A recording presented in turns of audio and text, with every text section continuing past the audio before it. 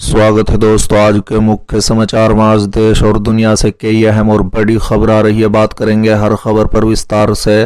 फिर संसद मार्च करेंगे किसान, महारैली में किया ऐलान, बजट सत्र के दौरान बढ़ सकती है सरकार की मुश्किल। एक और बड़ी अपडेट, भारत जोड़ो यात्रा से जेडीयू ने बनाई दूरी, शामिल होने से किया इनकार। वहीं अगली बड़ी खबर में आपको बताएंगे राजस्थान में आम आदमी पार्टी ने लिया बड़ा फैसला, 200 सीटों पर अकेले लड़ेगी चुनाव। एक और बड़ी अपडेट, महाराष्ट्र में 34 सीटें नहीं, शिवसेना गठबंधन। लोकसभा चुनाव को लेकर उद्धव ठाकरे ने किया बड़ा दावा। तो चलिए देख लेते आज की पहली बड़ी खबर। फिर संसद मार्च करेंगे किसान, महारैली में किया ऐलान, बजट सत्र के दौरान बढ़ सकती है सरकार की मुश्किलें। दरअसल दोस्तों, किसानों द्वारा 3 विवादास्पद कृषि कानूनों के खिलाफ अपना आंदोलन वापस लेने के 1 साल के बाद किसान निकाय ने 26 जनवरी 2023 को गणतंत्र दिवस के अवसर पर हरियाणा के जींद में एक मेगा रैली का आयोजन किया था। बता दें कि हजारों किसानों ने गुरुवार को हरियाणा के जींद शहर में एक विशाल रैली में भाग लिया और अपनी मांगों को उठाया। इस रैली में हरियाणा, पंजाब, पश्चिमी उत्तर प्रदेश, राजस्थान और दिल्ली के किसानों ने हिस्सा लिया। बता दें कि रैली का आयोजन संयुक्त किसान मोर्चा के आह्वान पर किया गया था। रैली के दौरान मुख्य रूप से पंजाब, हरियाणा और उत्तर प्रदेश के किसानों ने भाग लिया। महारैली के बाद स्कैम नेताओं ने बजट सत्र के दौरान 15 मार्च से 22 मार्च 2023 के बीच एक दिन संसद तक मार्च निकालने की घोषणा की। बता दें कि मोर्चा ने घोषणा की कि 9 फरवरी को कुरुक्षेत्र में होने वाली बैठक में संसद मार्च की सही तारीख तय की जाएगी। गणतंत्र दिवस के दिन कई राज्यों से आए हजारों किसान हरियाणा के जींद में रैली के दौरान कहा कि सरकार ने उनसे वादा खिलाफी की है।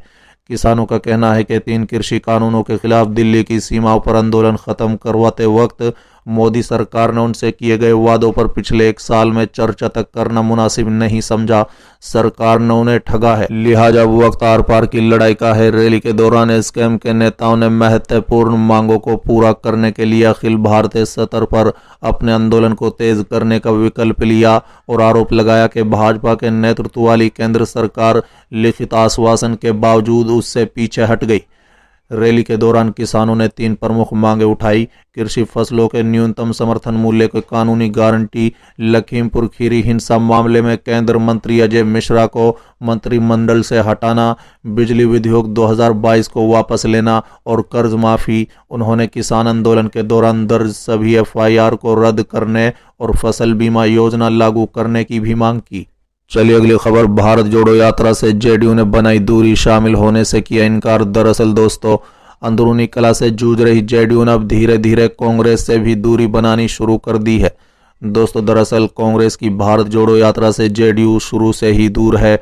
भारत जोड़ो यात्रा में जेडीयू का कोई भी नेता अब तक शामिल होता नहीं दिखा। बता दें कि अब जेडीयू के राष्ट्रीय अध्यक्ष लल्लन सिंह ने कांग्रेस के राष्ट्रीय अध्यक्ष मल्लिकार्जुन खड़गे को पत्र लिखकर भारत जोड़ो यात्रा में शामिल नहीं होने के पीछे की वजह बताई। खड़गे को लिखे गए पत्र में जेडीयू के राष्ट्रीय अध्यक्ष लल्लन सिंह ने कहा है कि 30 जनवरी को नागालैंड में चुनाव प्रचार में व्यस्त रहेंगे, इसलिए ही वो भारत जोड़ो यात्रा में शामिल नहीं हो पाएंगे। दूसरी तरफ जेडीयू की तरफ से कांग्रेस का न्योता ठुकराए जाना विपक्षी दलों की एकता की मुहिम को बड़ा झटका माना जा रहा है। बता दें कि लल्लन ने आगे लिखा कि इसमें कोई दो राय नहीं है कि देश में लोकतांत्रिक मूल्यों का हनन हो रहा है। संवैधानिक संस्थाएं जो अनियंत्रित कार्यकारी शक्ति पर नियंत्रण संतुलन सुनिश्चित करने वाली हैं, उन्हें व्यस्त रूप से नष्ट किया जा रहा है। उन्होंने आगे लिखा कि मैं इस इवेंट में उपस्थित होना चाहता था, लेकिन ऐसा नहीं हो पाएगा। मुझे खेद है, क्योंकि मुझे उसी दिन नागालैंड में पार्टी का चुनाव प्रचार शुरू करना है। बता दें कि श्रीनगर में 30 जनवरी 2023 को कांग्रेस नेता राहुल गांधी की होने वाली भारत जोड़ो यात्रा में शामिल होने के लिए जेडीयू को बुलावा भेजा गया था, लेकिन अब जेडीयू ने नागालैंड चुनाव का हवाला देते हुए यात्रा से इनकार कर दिया। वहीं बिहार में भी कांग्रेस द्वारा भारत जोड़ो यात्रा निकाली गई थी, लेकिन जेडीयू ने यात्रा से दूरी बनाए रखी।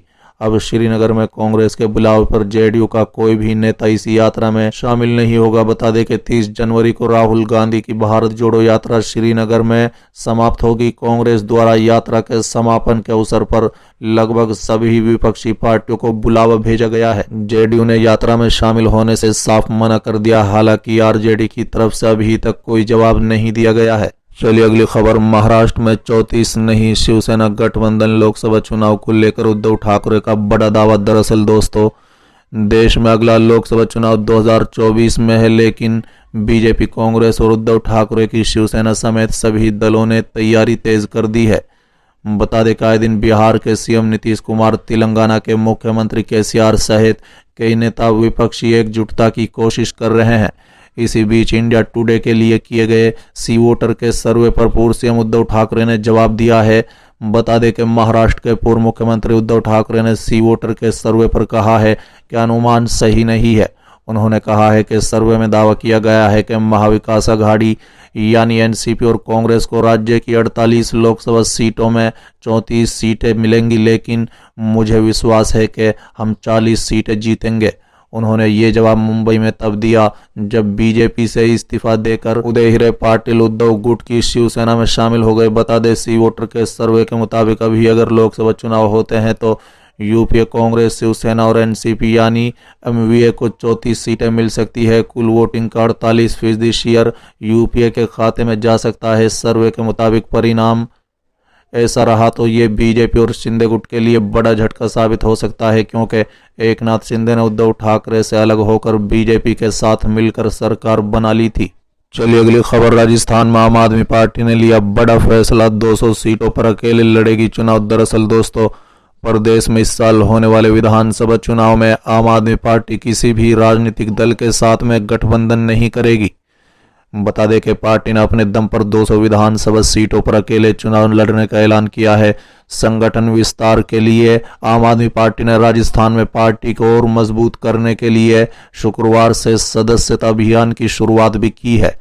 राज्यसभा सांसद, राष्ट्रीय संगठन महामंत्री संदीप पाठक और प्रदेश प्रभारी विनय मिश्रा ने सदस्यता अभियान के लिए पार्टी कार्यालय से टोल फ्री नंबर जारी कर चुनाव प्रक्रिया का साखानंद कर दिया है।